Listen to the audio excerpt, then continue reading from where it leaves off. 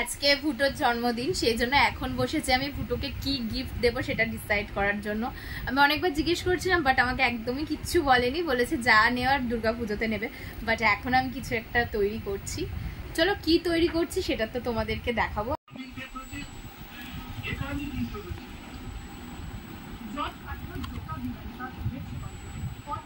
আমার প্যাকিং করতে, সমস্ত কিছু কমপ্লিট করতে প্রায় বেজে গেছিল 5টা। তারপর এখন আমি রেডি হয়েছি, এখন বাজে 8টা, বাট এখনো কারোর পাত্তা নেই। সো আমি রেডি হয়ে এখন ওয়েট করছি ওরা কতক্ষণে আসবে, আর যখন আসবে তখন থেকে সবটা তোমাদের সাথে আজকে শেয়ার করব। তো এখানে আমাদের বার্থডে কেক এসে গেছে আর তার সঙ্গে birthday girl. Happy birthday Bhutu. Thank you. But তুমি আজকে সাজোনি কেন? অফিস গেছিলাম তো। যা, তাহলে চলো ভুটুকে আজকে একটু সাজিয়ে দিই। আগে ফ্রেশ হই, সাজা ভালো করে, তারপর কেক কাটি। আচ্ছা ঠিক আছে, চলো আগে সাজিয়ে নি। হ্যাঁ। এন্ড ফাইনালি রেডি আমাদের বার্থডে গার্ল। হাসো। কেমন লাগছে কমেন্টে তোমরা অবশ্যই জানিও কিন্তু। আর এই লুকটা আমি ক্রিয়েট করে দিয়েছি, মানে কিছুই করিনি, জাস্ট একটু লিপস্টিক পরিয়েছি আর একটু চুলটা ঠিকঠাক করে দিয়েছি। কেমন লাগছে ভুটো?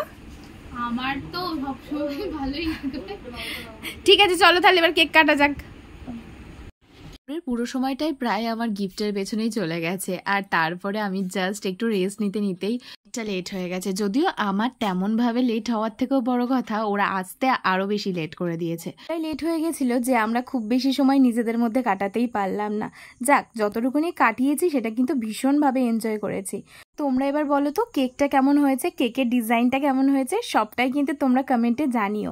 কেকের স্টাইলটা আমি একটু অন্যরকম রাখতে চেয়েছি, আর ভুটোর যেহেতু সব থেকে ফেভারিট কালার ইয়েলো, তাই জন্য এটা ইয়েলোর মধ্যেই করেছি। আমি যখন দেখেছিলাম তখন কিন্তু পিঙ্কের ওপর দেখেছিলাম, পিঙ্ক আর হোয়াইটের মধ্যে, সেটাও কিন্তু বেশ ভালো লাগছিল। আর হলুদটার সাথে কিন্তু কম্বিনেশনটা দারুণ যাচ্ছে। যাক, তোমরা বলো তোমাদের কেকটা কেমন লাগছে। আর এইটা কিন্তু বাটারস্কচ ফ্লেভার ছিল। আমাদের জন্মদিন যখন সেলিব্রেশন হয় তখন একটা সমস্যা হয়েই থাকে, কেকের পরিমাণটা এত বেশি হয়ে থাকে, আর তার সাথে এই বার্থডের পর খাওয়া দাওয়া, দুটো একসাথে ম্যানেজ করা অটোমেটিক হয়ে যায়। কারণ দেখো, যদি কেক পরিপূর্ণভাবে খেতে চাই তাহলে ডিনার করতে পারবো না, আর যদি ডিনার করার জায়গা রেখেই দিই তাহলে কেক ঠিকভাবে খেতে পারবো না। এই সমস্যা প্রত্যেকবারই হতে থাকে। যাক, এরকম ছোটোখাটো ঝামেলা তো হতেই থাকে, সেই সব নিয়েই আমাদের চলতে হয়। তাও আমি মোটামুটি পেট ভরার মতো কেক তো খেয়েই নিয়েছি, বাট সত্যি কথা বলতে আমার মন ভরেনি। আমার মন আরও চাইছিল যাতে খাই, বাট একান্ত ডিনার করতে হবে বলে আমি সেইভাবে কেকটাও খেতে পারিনি। আর শুধু আমি না, আমার সাথে বাকি সবাই তাই। এত বড় কেক থেকে আমি একটা পিস তুলে নিয়েছি, মানে মা আমাকে দিয়েছে, আর সেটা আমি এখন খাবো। আমার খাওয়া কিন্তু শেষের পথে। আমি বার্থডে গার্ল তো আগে পেয়ে গেছি, খুব পরে পেয়েছি। মা গাল লেগে গেল।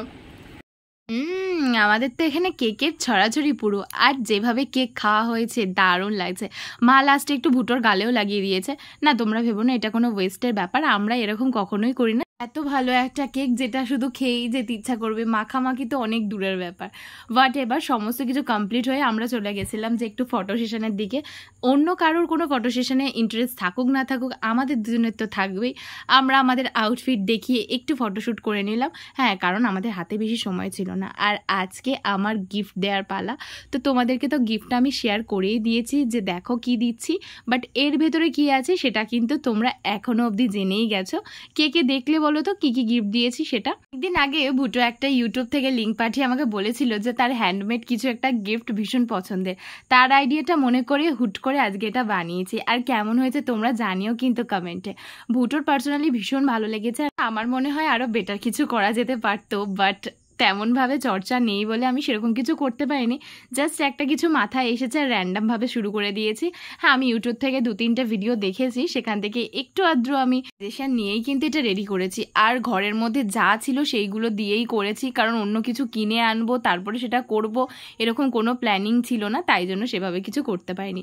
তো গিফট, কেক সমস্ত কিছু কমপ্লিট হয়ে গেছে। এবার ডিনারে যাওয়ার পালা। আর ডিনারের জন্য বাইরে থেকে আনা হয়েছিল বিরিয়ানি, আর মা নিজের হাতে করেছিল লুচি।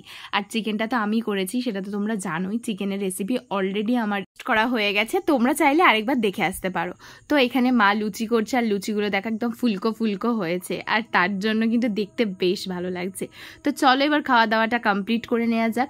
আমি প্রথমত জিজ্ঞেস করেছিলাম যে তুমি চিকেনটা আমার হাতের খাবে নাকি বাইরের দোকানেরটা, তো ভুটো প্রেফার করেছিল যে আমার হাতেরটাই আগে খাবে। তো সেই জন্য লুচি আর কষা মাংস দিয়ে বসিয়েছিলাম, আর দেখো কত মজা করে খাচ্ছে। আর নিজেরই দোকানের চিকেনের থেকে আমার নিজের হাতের চিকেনটা বেশি ভালো লাগছিল, না জানি কি হয়েছিল, বাট হঠাৎই চিকেনটা কিন্তু ভীষণ ভালো হয়ে গেছে। আজকাল টুকিটাকি রান্নাবান্না করে আপনার হাতটা কিন্তু মোটামুটি সেট হয়ে গেছে, যাই বলো। আজকের দিনটাও খুব তাড়াতাড়ি শেষ হয়ে গেল ঠিক এইভাবে। দেখো এরকম মজার দিন কিন্তু খুব কমই আসে, আর যখনই আসে সেই দিনগুলো খুব তাড়াতাড়ি শেষ হয়ে যায়। মানে ভালো মুহূর্তগুলো আমরা চাই যাতে একটু দেরি করে শেষ হয়, ওই যে ভালো সময়গুলো খুব তাড়াতাড়ি চলে যায় আর খারাপ সময়গুলো রয়েই যায়। চলো আজকের ভিডিওটা এখানেই শেষ করছি, আর সঙ্গে আমাদের বার্থডে পার্টিও। সো দেখা হচ্ছে নেক্সট ভিডিওতে, এখনের মতো টাটা।